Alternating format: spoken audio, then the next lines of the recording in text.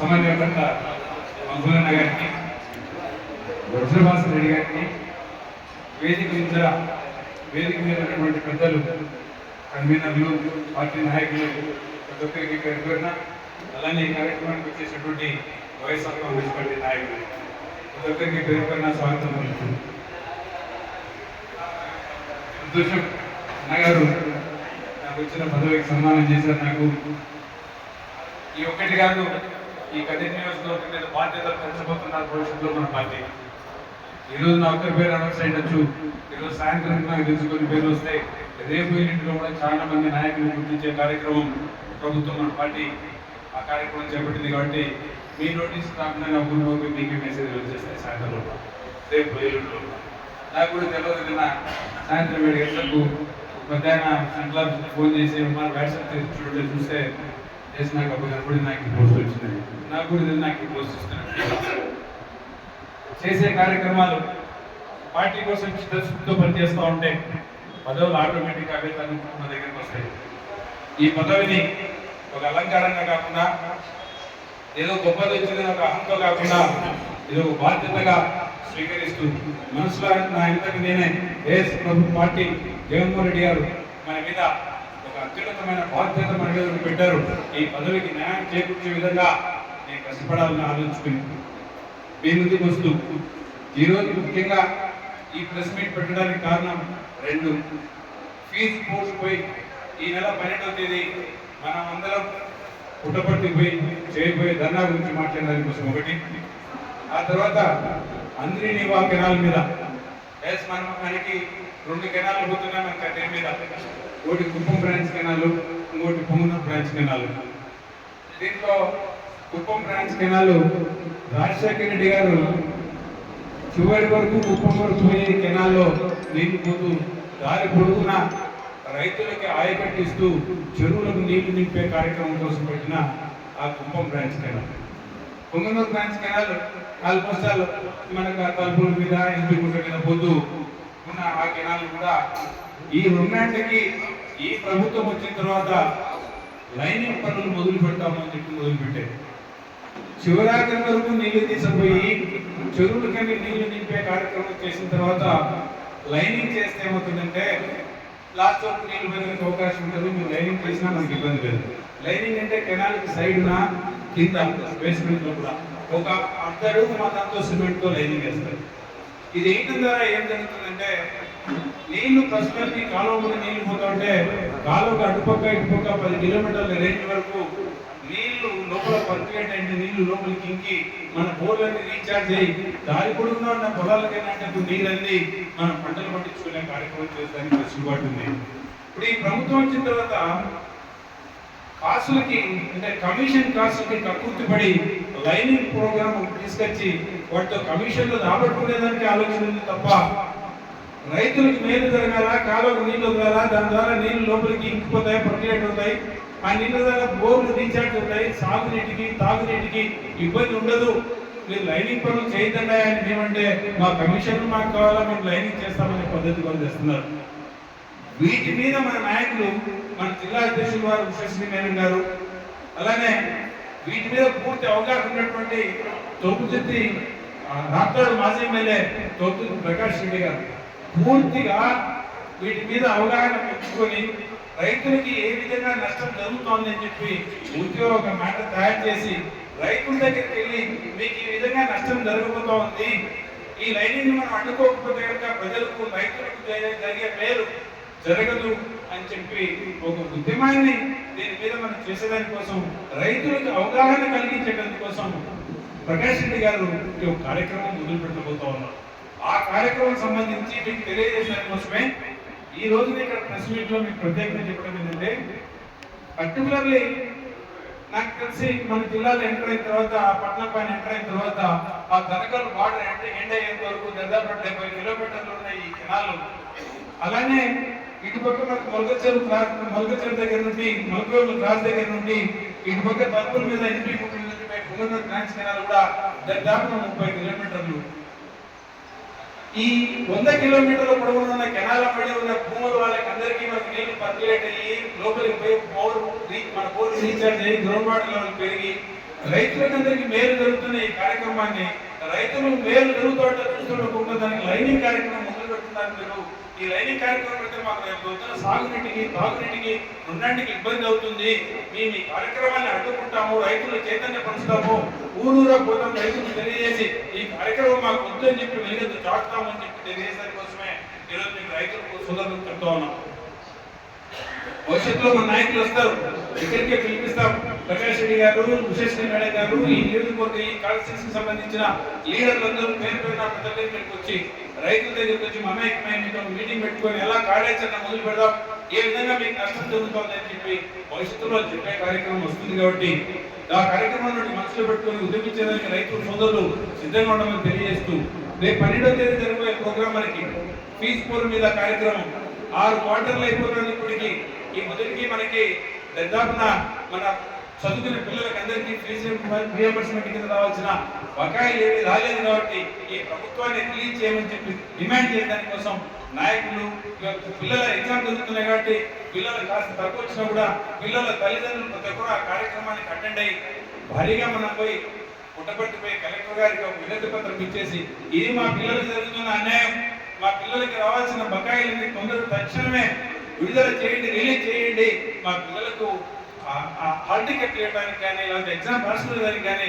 మా కాలేజీ వాళ్ళు ఇబ్బంది పడుతున్నారని చెప్పి మనం డిమాండ్ చేసేదాని కోసం 12వ తేదీ మనం జరిపోయే ప్రోగ్రామ్కి చాలా ప్లాన్డ్ గా కన్సెప్టివ్ గా ప్రజలందరూ వైఎస్ఆర్ కాంగ్రెస్ పార్టీ కార్యకర్తలు, పిల్లల తల్లిదండ్రులు, నాయకులు అందరూ భారీగా తరలిపోయి పుట్టపట్టులో ఆ రోజు నినదించేదాని కోసం ఆ కార్యక్రమం కోసం తెలియజేయడానికి కోసం ఇక్కడికి వచ్చారు సోదరులారా. ఈరోజు ఈ కార్యక్రమాన్ని చేద్దాం, ఈ ప్రభుత్వం చేసిన తప్పిదాలను ఎండగడదాం.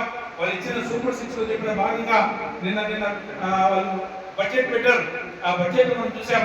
వాళ్ళు చెప్పిన సూపర్ 6 లో భాగంగా కొన్ని ప్రోగ్రాంలకు అయితే ఒక్క పైసా కూడా డబ్బు అలకేట్ చేసిన పాపానికి పోలేదు. కాస్తో కూస్తో కొన్నింటికి అలకేట్ చేసినా కూడా కేవలం నీకు 10 రూపాయలు అవసరమైతే 5 రూపాయలు కూడా వాళ్ళు అలకేట్ చేయలేదంటే అంటే 50% మంది వ్యక్తులకు కోతకు వస్తారా, లేదా మీరు మోసం చేయబోతున్నారా? కొన్నింటికైతే పూర్తిగా అసలు ఉచిత బస్ అనే ప్రోగ్రామ్ పెట్టినారు. 1 రూపాయి కూడా పెద్ద విషయం కాదు. 3,000 కోట్ల రూపాయల ప్రాజెక్ట్ అనుకుంటే రాత్రి చేయొచ్చు మీరు. అట్లాంటి వాటిని కూడా మీరు బడ్జెట్ లో 1 రూపాయి కేటాయించుకోకుండా రైతులకు సంబంధించిన బకాయిల విషయంలో కూడా సంవత్సరానికి 20,000 రూపాయలు ఇస్తామని చెప్పిన మీరు ఈ పొద్దు మీరు ప్రభుత్వంలోకి వచ్చిన తర్వాత దాదాపు 9 నెలలు దాటుతా ఉంది. ఈ పొద్దుకు కూడా రైతులకు ఇవ్వాల్సిన 20,000 రూపాయల అంటే పెన్షన్ గా మీరు ఇస్తామని చెప్పిన 20,000 రూపాయలకు సంబంధించిన బడ్జెట్ విషయంలో కూడా మీరు దాదాపు 60% మాత్రమే అలకేట్ చేసినారు. ఇలా చెప్పుకుంటే బడ్జెట్ లో ప్రతి వాటికి కూడా అసలు నాకు తెలిసి నిరుద్యోగ వృత్తి ఇస్తామని చెప్పినారు. ఏ ఒక్క వ్యక్తికి నిరుద్యోగ వృత్తి ఇచ్చిన పాపన పోలేదు. భవిష్యత్తులో ఇస్తామని చెప్పేదాన్ని కూడా మీరు ఎక్కడా బడ్జెట్ లో డబ్బులు కేటాయించలేదు కూడా. ఇంకా 50,000 పెన్షన్ కదా, 50 ఏళ్ళకే పెన్షన్ కదా. దాదాపు నాకు తెలిసి రాష్ట్రంలో 20 మంది 50 ఏళ్ళు దాటి 60 ఏళ్ళ మధ్య మాకు పెన్షన్ వస్తుంది, ప్రభుత్వం వస్తే ఎదురు చూసిన వాళ్ళకి ఎవరికి కూడా 1 రూపాయి డబ్బు కేటాయించిన పాపాన పోలేదు.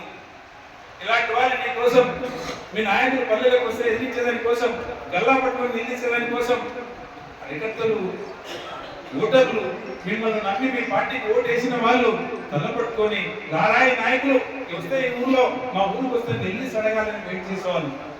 మీ బెదిరింపులు కొన్నింటి బెదిరిపడుతున్నారు. వాస్తవం ఏమైనా ఎదిరిస్తే తిరగబట్టే మాకున్న పెన్షన్లో మాకున్నేటి గురించి ప్రభుత్వం ద్వారా వచ్చే లబ్ధిలో కొన్ని కట్ చేస్తారని తెలుసు కూడా.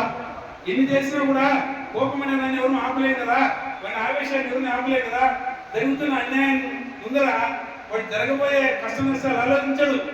మీరు తీసుకునే ఖచ్చితంగా చర్యలు మీ డైరీ ఉంటుంది కదా మీ దగ్గర, ఏదో రెడ్ బుక్ అని పెట్టినారు. ఆ రెడ్ బుక్ లో డైరీ బుక్లో కోపం వచ్చినప్పుడు వాడు మాత్రం కట్టేస్తారు నాకు ఈ అన్యాయం జరిగిందని చెప్పి.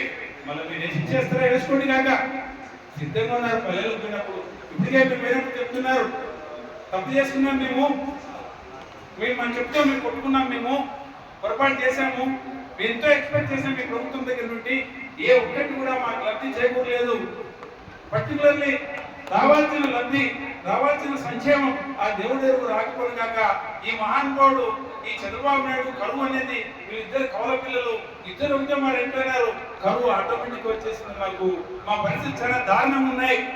ఇలా దేవుడు సహకరించకపోయి, ఎవరినైతే నమ్మి ఓటేసినామో ఆయన సహకరించకపోయి, ఇలా చేస్తే మా పల్లెలో మా పరిస్థితిని 9 నెలలకే మన పరిస్థితులు పల్లె లేకపోతే ఇన్ని బాధ చెప్తున్నారే రైతు సోదరులు. రాబోయే రోజుల్లో సంవత్సరం రెండేళ్ళు పోయేపాటికి నేను ఈ మధ్య మా ఇంటికి వెళ్ళా, కూర్చున్నారు అందరూ ఆడవాళ్ళందరూ. మా అమ్మ కూడా డ్వాక్రా మహిళనే. ఏమమ్మా డబ్బు ఇస్తున్నారని అడిగినాను. అడిగితే నేను డ్వాక్రా కంత కట్టాలి కదా, ఈ డబ్బు కోసం అంతా కూడబెట్టుకుంటానన్నా, అంతా ఎంచుకుంటానన్నా లెక్క అని చెప్పినారు. చూడారా మా గతంలో సంవత్సరం వైఎస్ఆర్ కాంగ్రెస్ పార్టీ ఉన్నప్పుడు మా డ్వాక్రా రుణమాఫీ కింద సంవత్సరం మాకు ఇంత లెక్క వస్తాండా. ఈ ముందు ఆ లెక్క పోయి మేము నెల పోయి లెక్క కట్టే పరిస్థితి వచ్చేసింది. నెల కూలో నాలో పేదలు చేసుకొని పెద్ద గ్రూప్ అయితే 6,000, చిన్న గ్రూప్ అయితే 4,000 రూపాయలు చొప్పున 6,000 రూపాయలు ఒక వ్యక్తికి మీరాలంటే ఎంత కష్టపడాలని గుర్తుపెట్టుకోండి. 200-250 రూపాయలు కూలి వస్తుంది పల్లెలో.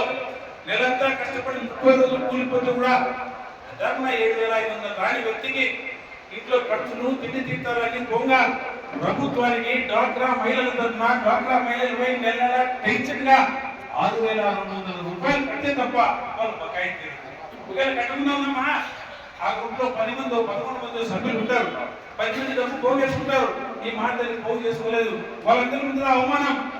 నువ్వు చేసిన పనికి నిన్ను నమ్ముకునేందుకు ఏ సంక్షేమం కానీ లేకపోతే ఓటర్లకు డైరెక్ట్ వాళ్ళ అకౌంట్ చేసే డబ్బులు కానీ ఏమి రాక నీకు తోడు పనులు తీసుకొచ్చినటువంటి వాళ్ళకు పనులు చేసుకున్నానికి కూలి పనులు కూడా దొరక అన్ని విధాల అష్ట దిగ్బంధంలో ఆంధ్రప్రదేశ్ రాష్ట్ర రైతు కూలీలందరినీ దిగ్బంధించి నువ్వు వాళ్ళ దగ్గర నుండి రక్తం పిండుకుంటున్నావు, వాళ్ళ స్వేదాన్ని పిండుకుంటున్నావు, వాళ్ళ దగ్గర నుండి పూజ తప్పకుండా డబ్బు కట్టే తప్ప వాళ్ళు ఈరోజు పల్లెలో మనుగడ చెందలేని పరిస్థితికి తీసుకొచ్చినావు బాబు. నువ్వు చెప్పిన అబద్ధాలు ఏంటి, నువ్వు చెప్పిన కార్యక్రమాలు ఏంటి, ఇప్పుడు ప్రజలకు ఇస్తున్నట్టు ఏంటి మరి గమనించి ఇవన్నీ అడుగుతారని తెలిసిన మా నాయకుడికి ఈరోజు ప్రతిపక్ష హోదా ఇవ్వకుండా అసెంబ్లీలో దాన్ని కూడా నాన్స్తూ మీకు ఓట్లు వచ్చినాయి, రాజ్యాధికారం మీ సైడ్కి వచ్చింది, మాకు 40% ఓట్లు వచ్చిండొచ్చు కాక, అంతకంటే తక్కువ మాకు ఎమ్మెల్యే సీట్లు వచ్చిండొచ్చు కాక ఇవన్నీ నిలిచి అడుగుతారు కాబట్టి జగన్మోహన్ రెడ్డి గారు అతనికి ప్రతిపక్ష హోదా ఇవ్వకోకుండా రోజు ఒక కొత్త ఆస్పెక్ట్ తీసుకొచ్చి ఏదో ఒక ఇష్యూ తీసుకొచ్చి ఒక అభూత కల్పనలు చేసి ఆ కృష్ణానదిలో నీళ్లు పోతుంటే 2 బోట్లు కొట్టుకొని వచ్చి డ్యామ్ పడదోసడం కోసమే బోట్లు నవరోజుతో లాస్ట్ తిరుమల లడ్డులో కూడా పంది కొవ్వు ఆవు కొవ్వు ఉందని చెప్పి అబద్ధపు ప్రచారాలు చేసి డైవర్షన్ పాలిటిక్స్ చేస్తూ ప్రజలకు నువ్వు చెప్తాన్న మాట ఎక్కడ బయటికి తీసుకొస్తారో వాళ్ళు సక్రమంగా లేదు ప్రజలు ఎక్కడ గమనిస్తారో ఇవన్నీ డైవర్ట్ చేసే కోసము డైవర్షన్ పాలిటిక్స్ అని చేస్తూ రోజులు కాలం వెలదీస్తా ఉన్నావు. 9 నెలలు మాత్రమే వెలదీసావు. నువ్వు ఎన్ని కప్పిపుచ్చినా పల్లెల్లో ప్రజలకు అర్థమైపోయింది ఈ ప్రభుత్వము ఏమి ప్రజలు మేలు చేసే ప్రభుత్వం కాదని చెప్పి పూర్తిగా 40 ఏళ్ళుగా తెలుగుదేశం పార్టీని ఫాలో అవుతున్న మీ కార్యకర్తలతో సహా మీ ఓటర్లతో సహా పూర్తిగా అర్థం చేసుకున్నారు. చంద్రబాబు నాయుడు గారు చెప్పేది ఒకటి చేసేది ఒకటి. ఆయనకు చెప్పే మాటలకు చేసే చేతలకు ఏమాత్రం పొంతన ఉండదనేది పూర్తిగా గ్రహించిన పరిస్థితులు కనబడతా ఉన్నాయి. ఈ తరుణంలో వైఎస్ఆర్ కాంగ్రెస్ పార్టీ కార్యకర్తలు ఆలోచించాల్సింది ఐకమత్యంగా ఉన్నాం, అందరి కలిసి పోరాడదాం, ఈ ప్రభుత్వాన్ని నిలదీద్దాం. ప్రజలకు చెప్పిన ప్రతి మాట ఎందుకు తీర్చలేకపోతున్నామని గల్లీ నుండి మేము పదాలకు వచ్చేసారని డిస్ట్రిక్ట్ హెడ్ క్వార్టర్లకు పోయి నిలదీసి అడుగుదాం ఈ ప్రభుత్వాన్ని. ఇదే నువ్వు చెప్పిన మాట, ఇది మీరు కూసిన పూత, మీరు ఎందుకు చేయలేకపోతున్నారని నినదించాల్సిన బాధ్యత కేవలం కూడా 4 పార్టీలు ఉంటే 3 పార్టీలు కలిసి ఏకమై ప్రభుత్వాన్ని నడిపాయి.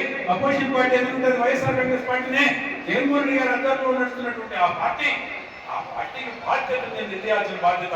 ఆ జగన్మోహన్ రెడ్డి గారి ఇచ్చిన పిలుపు మేరకు మనం అందరం పోయి ప్రజలకు జరుగుతున్న అన్యాయాన్ని నిలదీసి అడిగే తరుణం ఆసన్నమైంది కాబట్టి అందరం మనం ఐకమత్యంగా పోయి నిలదీసి అడుగుదామని దానికి పిలుపునిస్తూ ఈ అవకాశం ఇచ్చిన ప్రతి ఒక్కరికి పేరు పేరు నా కృతజ్ఞతలు తెలియజేసుకుంటూ సెలవు తీసుకుంటూ ఉన్నాం.